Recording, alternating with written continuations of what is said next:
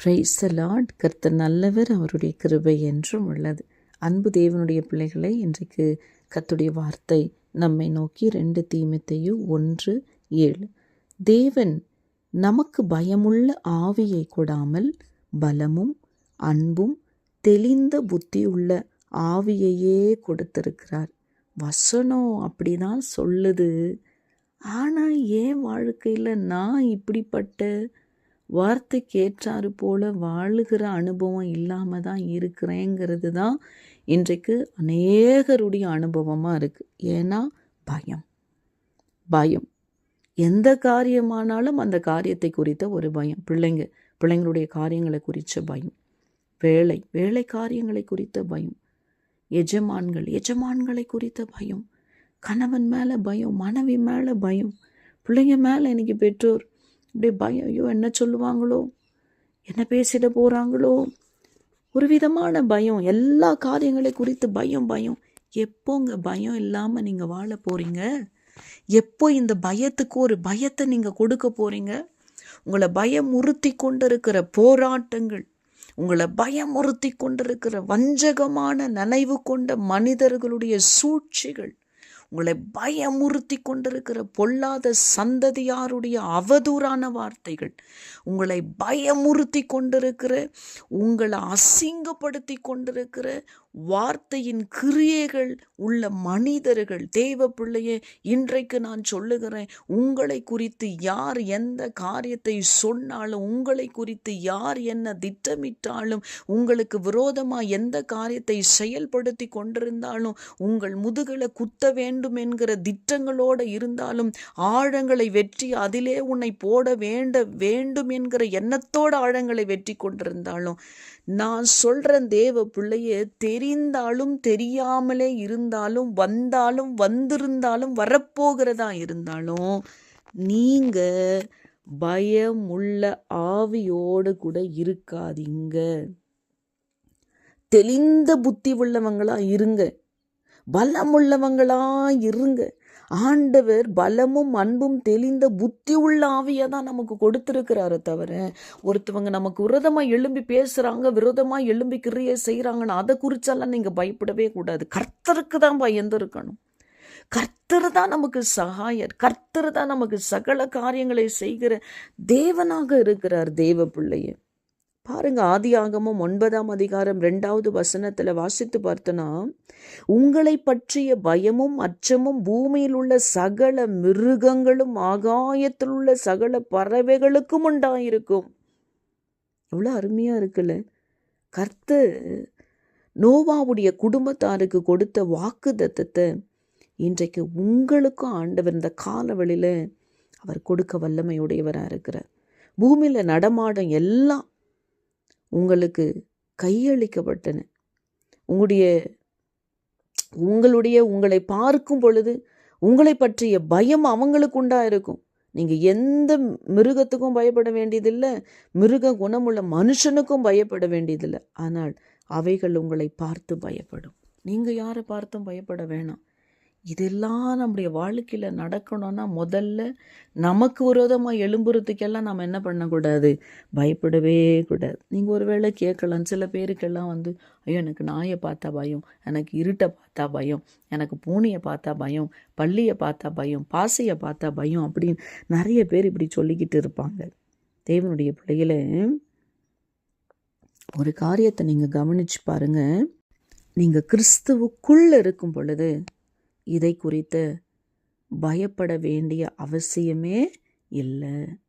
இந்த பயங்கள் எல்லாம் ஒரு பயம் கிடையாது. சில பேருக்கு நிறைய காரியங்கள், ஐயோ அடுத்து இதில் என்ன நடந்துருமோ, போன முறை இப்படி நடந்துச்சு, இந்த முறை எப்படி, போன வருஷம் இந்த நாளில் இப்படி ஆயிடுச்சு, இந்த வருஷம் இந்த நாளில் என்ன ஆகும், பயம். அப்படியெல்லாம் நீங்கள் பயந்து போகாதீங்க. நம்ம எதை நினைக்கிறோமோ அதுதான் நம்முடைய வாழ்க்கையில் வரும். பாசிட்டிவாக நினைங்க, நல்ல காரியங்களை நினைங்க. நல்ல காரியங்களை தேவன் நிச்சயமாகவே உங்கள் வாழ்க்கையில் உங்களுக்கு கட்டளையிட்டு தருவார்.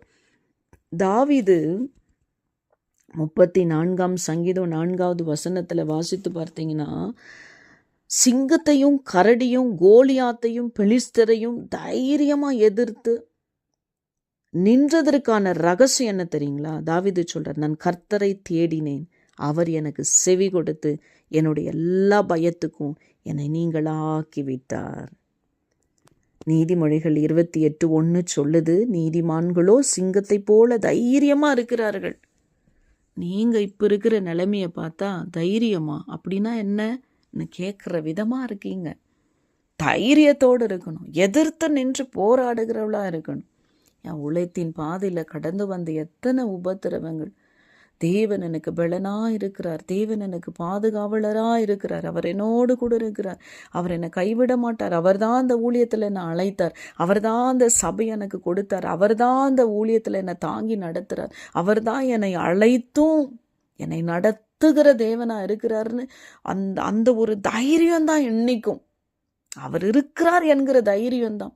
என்னை சுற்றி எத்தனை சூழ்நிலைகள் நடந்தாலும், எத்தனை பொல்லாப்புகள் எழும்பினாலும், சபையை உடைக்கிற காரியங்கள் எழும்பினாலும், தேவ பிள்ளையை என்னுடைய விசுவாசத்தை அசைக்கிற அவ்விசுவாசமான காரியங்கள் நேர்ந்தாலும், என்னை நிர்மூலமாக்க நினைக்கிற பொல்லாத சத்துருவின் திட்டங்கள் என்னை பலவீனப்படுத்தினாலும், கிறிஸ்துவுக்குள்ள நான் சந்தோஷமாக தான் இருக்கேன். அவர் தான் என் பலன். நான் சொல்லிக்கிட்டே இருப்பேன், பலவீனத்தில் கூட உங்களுடைய பலன்பா என்னை பூரணமாய் நிற்க வைக்கிறது. நான் பயப்படேன், மாமிசமான மனுஷன் எனக்கு என்ன செய்வான்? ஒரு மனுஷன் செய்யணும்னு நினைக்கிறான் அப்படின்னா அவனால செய்ய முடியாது. ஆனா கர்த்தர் எனக்காக நீங்க யாவையும் செய்து முடிப்பீங்க அப்பான்னு நீங்க விசுவாசிங்க.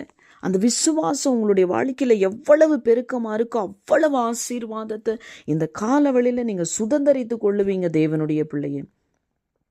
இந்த பாம்பு இருக்கு பார்த்தீங்களா, இந்த பாம்பு உங்களை பார்த்து சீருது அப்படின்னா அது தன்னுடைய வீரியத்தை காட்டுது அப்படின்னெல்லாம் ஒன்றும் கிடையாது. தப்பாக நினச்சிடாதீங்க. நீங்கள் அதை அடிச்சிடுவீங்களோங்கிற பயத்தில் தான் தன்னை அது பாதுகாக்கிறதுக்காக அப்படி சீருது. நீங்கள் பயந்து ஓடுறதுனால நாய் உங்களை துரத்துதோ தவிர நீங்கள் அது நின்றுட்டு அதை கல் எடுத்து அடிங்களேன், அடிச்சு பாருங்க, ஓடி போயிடும். அதான் கர்த்தருடைய வார்த்தை சொல்லுது, பிசாசுக்கு எதிர்த்து நில்லுங்கள், அப்பொழுது அவன் உங்களை விட்டு ஓடி போவான். இந்த பெரிய பெரிய யானையை மனுஷன் அடிமையாக்கி அது வேலையை செய்யும்படி அவங்க கட்டளையிடுறாங்க. பெரிய பெரிய மரங்க அது தூக்கிட்டு மனுஷனுடைய வார்த்தைக்கு அடி பணிஞ்சு வேலை செய்யுது.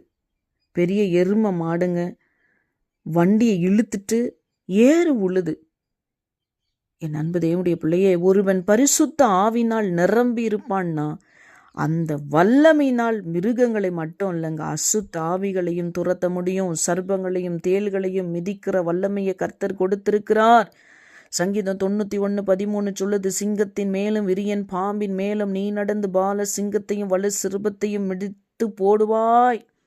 இயற்கையாகவே கர்த்தர் மனிதனுக்கு கொடுத்திருக்கிற அதிகாரம் வல்லமை ஆளுகையோடு கூட பரிசுத்தாவின் வல்லமையை இணைந்து செயல்படும் பொழுது இன்னும் கர்த்தருக்காய் மகிமையான காரியங்களை செய்ய முடியும். ஏன்னா 1 யோவான் 4:4 சொல்லுது, உலகத்துல இருக்கிறவனிலும் உங்களில் இருக்கிறவர் பெரியவர்.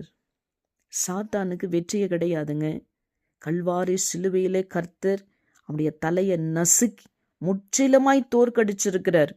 பிசாசின் கிரியைகள் ஆண்டவர் அழிக்கும்படி வெளிப்பட்ட தேவ குமாரன் அவர். 1 யோவான் 3:8 வாசித்து பாருங்க.